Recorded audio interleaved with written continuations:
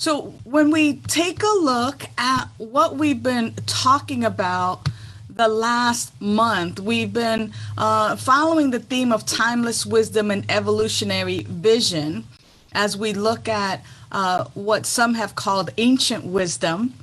We call it timeless wisdom because it is those principles that stand the test of the human experience that we call time.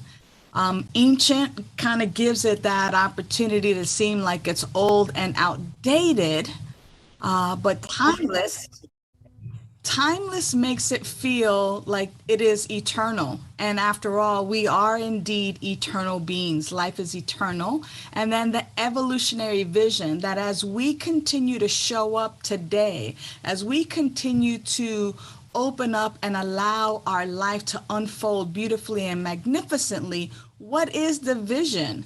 What is the vision of our lives? What are the things that we want to experience and see and do and feel? What is that for each and every one of us? We have the opportunity to create the life that we crave. In the month of April, we've been looking at stepping into the unknown because, of course, we don't have that crystal ball that looks into the future and tells us exactly a predestined life. We are creating it constantly. In each and every moment, we are creating our lives in the direction of where our faith lies. And today, specifically, we have an opportunity to talk about stepping out, stepping up. Stepping out, stepping up. It was a little bit funny today because as I was going over the slide said stepping out, steeping up. And I was like, there's a talk in that. There's a talk in steeping up for sure. But as we take a look, I like to ask the question, what's the point of the talk today? What is the point of today's talk? Stepping out, stepping up. And as a spiritual director, I get this opportunity to ask. I mean, sometimes we do things because it's a habit. Sometimes we do things because that's what we've been taught. A lot of times we do things because it's just the way that it is. It's been done this way. We do it all the time. But I had to ask myself, what's the point of today's talk? What do I want to get across? What's the message? Or what is it that at the end of the talk I want people to say? Or is it really in the question? Why do we do things the way we do things all the time? Why do we brush our teeth in the same way? Is it just a habit, or are we ready to do things a little bit differently and really experience life in a way that we haven't before? I think the quote that Gary talked about, when we stop planning our lives and when we stop doing things the way we used to quote unquote do it, and we just simply we allow life to happen in, through, and as us. And the question, what's the point of today's talk? For me, the way I answered it was the point of today's talk for me as the one speaking, as the one delivering a message, is to awaken those listening to their spiritual magnificence. And I'm not saying that you've been asleep all this time. I don't know what stage of awakenedness you are in.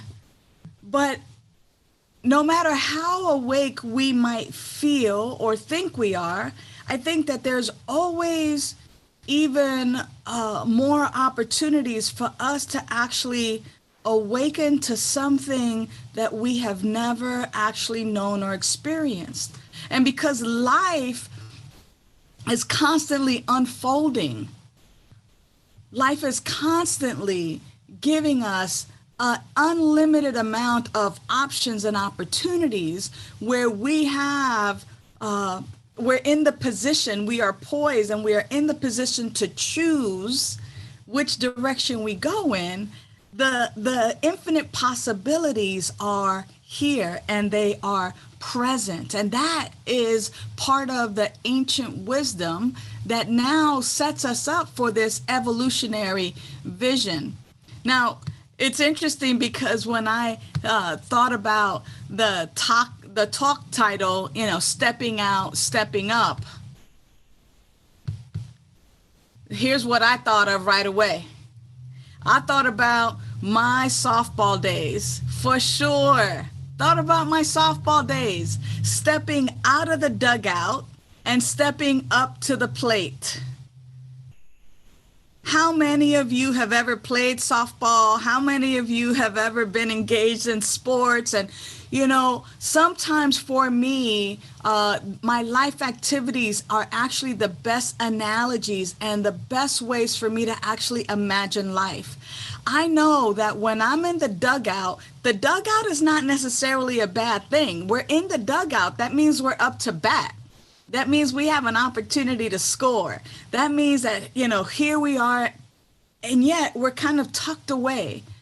And for me, that stepping out, stepping up reminds me of softball, of baseball, because it reminds me that we are kind of a little bit on standby. We're waiting for our opportunity to step up to the plate and shine. And sometimes life can feel super, super safe when you're in the dugout.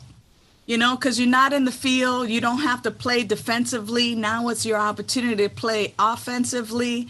It's an opportunity where we can kind of kick it with the rest of the team, and talk smack and, eat sunflower seeds and spit them out. Those are some of my favorite times, or chew on a big old wad of bubble gum. Being in the dugout is kind of like, there's this opportunity to feel safe. And I'm wondering how many of us are stuck in the dugout. How many of us are just kind of stuck in that just like, I'm here, I'm safe, I don't have to do anything much right now. I can go ahead and cheer for other people, and I can just simply be. But when we are on the roster of life and we're in the dugout, at some point during one of those innings or a couple of those innings, it's going to be your opportunity to step out of the dugout, come out from underground, and then to step up from the dugout, step up, step out, and step up to the plate. And it is there at the plate. It is there at home plate when you have that bat in your hand that you are going to be given some pitches. And you get to pick and choose which pitch you are going to swing at. Do you like the curve? Do you like the slow? Do you like a lob to you? Like, which is your pitch? Which is that pitch that you think, yes, that's the sweet one, and I'm going to step up onto this home plate and I am going to really engage in life in this playful universe. I know that last week, some of you were kind of like, whoa, whoa, whoa. What do you mean life is not a journey? What do you mean? I've been taught this all the time, and we use that analogy all the time. And, I was reminded in a talk by Alan Watts that life is more like a play, like a symphony, that it is indeed playful, that in fact, we're not necessarily going anywhere, but in fact, because life is eternal, that life is more like music, more like a playful nature, because it is constantly unfolding. It is constantly unfolding, and in each and every moment, we have this opportunity to decide what it is we want to do with this next pitch that is coming our way. And so for me, that stepping out and stepping up is really in alignment with that idea that life is indeed a playful, and that we at each and every moment are at choice. Now, our being at choice is really dependent upon something based in our beliefs. And here's what Ernest Holmes says. He says, the greatest gift life could have made to you is yourself. The greatest gift life could have made to you is yourself. See, you are the spontaneous, self-choosing center in the great drama of being, the great joy of becoming, the certainty of eternal expansion. And this is out of his book, This Thing Called You. Now, here's the greatness about that, and I underlined it. The great joy of becoming, right? The greatest gift life could have made is you. And that this great gift is the great joy of becoming and the certainty of eternal expansion. The great gift is not the destination. It's not, oh, you've arrived now. It is this constant becoming, this constant unfolding, this constant expression. And it is the eternal expansion. So whether you are at what you consider the beginning of your human experience or near the quote unquote end of your human experience, do not waste any breath thinking, oh, I'm too old or I'm too young. In each and every moment, we are now stepping out and stepping up, and here we are at home plate. Life is constantly serving us new and exciting ways of being and living. We are constantly at choice. We're always at choice. I have to remind myself that in each and every moment, because I'm at choice, I get to choose again if I don't like what has presented itself. The amazing Michelle Obama says, you can't make decisions based on fear and the possibility of what might happen. You can't make decisions based on fear and the possibilities of what might happen. Hello? How many of us in this moment are making choices based on fear and the possibility of what might happen, but that is based in fear? Whoa. The question comes back to then spiritual practice and what am I believing? What am I believing about life? Am I really believing that it's a journey and, oh, well, now my journey is coming to an end? Or, just that kind of consciousness, and then we just kind of make decisions based on fear? Or are we thinking life is playful? Life is music. It's a dance. It's constantly unfolding. And in this moment, and in this moment, and in this moment, and in this moment, I can choose. Because my life is eternal. Because in each and every moment, the greatest gift is the gift of me to myself. And it is the joy of becoming, I wonder what it's like. I just had a birthday this month, right? And so in celebration of my birth, and it's funny because I like to spell birth, capital B hyphen earth, EARTH, birthday, my expression in the earthly plane of my evolutionary and of my eternal life. And so as I celebrate my birthday this month, what is life like now at this stage of the game for me? I am still at choice. I still have an opportunity to become more of myself, more of my true nature. And I get this opportunity to review what's been happening, if I like what I've been getting, and if I don't like what I'm getting, I get to choose again. And if I like what I've been getting, if I like what I've been becoming, if I love who I am and really love my life, I like it, I love it, I want some more of it, right? I see y'all shaking your heads. Exactly. Because at each moment in time, I get to be in this moment, and I get to be at first cause, and I get to choose again. So when we make our decisions based on what Michelle Obama says, it's, based in fear, buddy, don't want to do that. What I want to do instead is do what Ernest Holmes talks about. He says you must climb over the rocks of unbelief, pass around the barriers of doubt, and plunge into the stream with faith.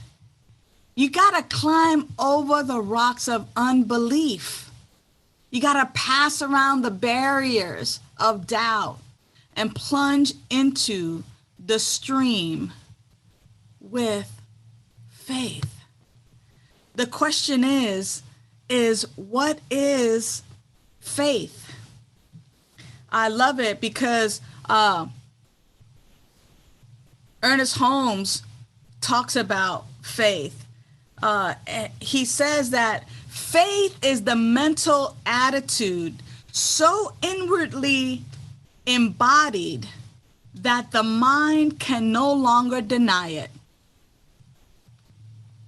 Faith is the mental attitude so inwardly embodied that the mind can no longer deny it. It's belief in the invisible principle and law which directly responds to us. Now, I had the great opportunity to hang out with a beloved friend, Tracy Brown. And here's what she has to say about faith. She says, you can never lose your faith. It is always 100% there. The question is, where are you placing it?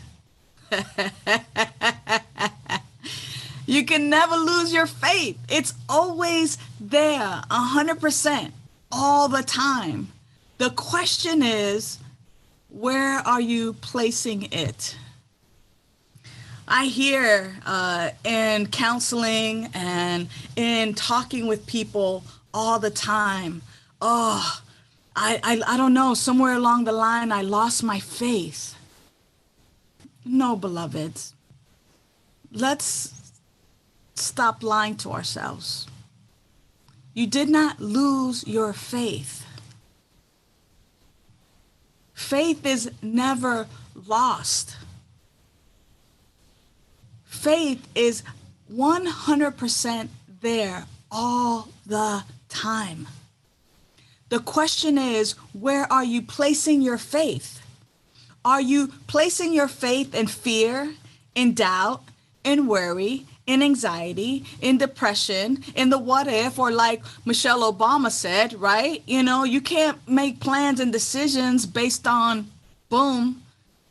based on fear, because what are you going to get? When we place our attention and our belief, when we have the mental attitude that is so inwardly embodied, okay, if my mental attitude is so inwardly embodied on fear of what's going to happen, then what do you think is going to demonstrate? More of the same. More of the same. And in that way, we got to step out and step up. Got to be like, oh no, wait a minute. What I say I believe is that there's a power in the universe that I could use for my good. but I'm not gonna use it right now. Oh, I believe that there's one power, one presence, and it's all powerful. It's everywhere present. It's all knowing. It is right where I am. That life is my life now. Oh, but I'm going to be concerned over here about worry, doubt, and fear about where my next meal's coming from, if I'm going to be able to pay the rent, if I'm going to be able to do this or do that or the other thing. We have choice. We're at choice. We got to step out of that way of thinking and believing and step up to that plate. We got to step up and remember the truth and place our faith, meaning our inward conviction. We have to place our mental attitude on the truth. Because the truth is right out of the Science of Mind book, on page 280, it says prayer does something to the mind of the one praying. It does not do anything to God. Uh-oh. Don't be like, oh, God, please, please give me my Mercedes Benz. No, no. Our prayer work, our practice, our spiritual practice, it doesn't change God. It doesn't convince God that, oh, wait a minute. Hannah has prayed hard enough and long enough. She's been on her knees. She's been begging and pleading. No, God, please. No. That, our prayer work does not convince God to grant us anything. Our prayer work, our spiritual practice is so that we are in alignment with the good that is already possible. Because what has happened is we have strayed from that good. So we got to step out and step up to the truth of who we are. That's why life is constantly unfolding. It is always, we're always at choice. That's why it's not this journey to the end, to some destination, but rather this playful music, this symphony where we have this opportunity once again to simply be. When I love it, George is saying something about our faith with money, right? What is it that I believe about money? What is it that I believe about love? What do I believe about, relationships? What do I believe about illness? What do I believe? What do I believe about God? If I'm still believing that God is some external power and presence that I must please in order to get what I want, then this is our opportunity to awaken to the spiritual truth. I love it right here on page 281. It says, if prayer has been answered, it's not because God has been moved to answer one man and not another, but because one man more than the other has moved himself into a right relationship with the Spirit or the principle of being. Step out, baby. Step up.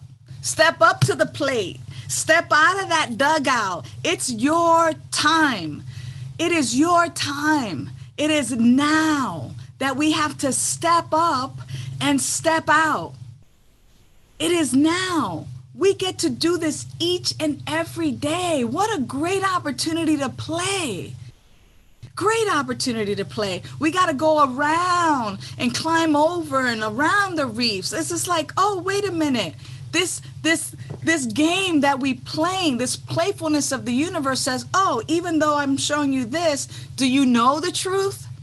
Do you know the truth? Are you stepping out in faith? Are you stepping up your faith? Where is your faith? Where are you placing it? Are you placing it in fear and doubt and worry, or are you placing it in this infinite, infallible truth that there's a power for good in the universe and you can use it? It is living in, through, and as you right now. Demonstrate that faith, beloved. Step out and step up into that kind of faith. That is what is being called of us right now. Right now, for us to awaken to that truth. that faith, we don't lose it. It's there. It's just where we're placing it. It's always there. Where am I putting it? So sometimes I got to ask, where am I putting my faith?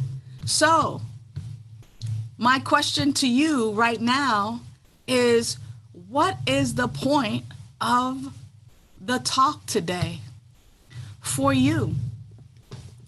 For you, what is the point of today's talk? What is that thing that has stood out for you the most? What is the point of today's talk? And if there's anyone right now that a light bulb has gone off, or that something switched, an aha moment, a yes moment, I want to give you the opportunity to succinctly share with us what the point for you of today's talk is. Is there anyone among us that can quickly speak to that, or that wants to quickly speak to that? As I'm looking over, I know there's a bunch of shy folks that are around. Go ahead, Shauna. Thank you so much. I'll speak. For me, it was more of a confirmation. As of the past couple weeks, I decided to step up and take a swing at my art career and make money at it. And this weekend, I'm doing my first art market. I'm surrounded by prints and stickers and magnets and Amazon boxes and crates and canopies. And the next week is going to be intense, but I'm taking a swing.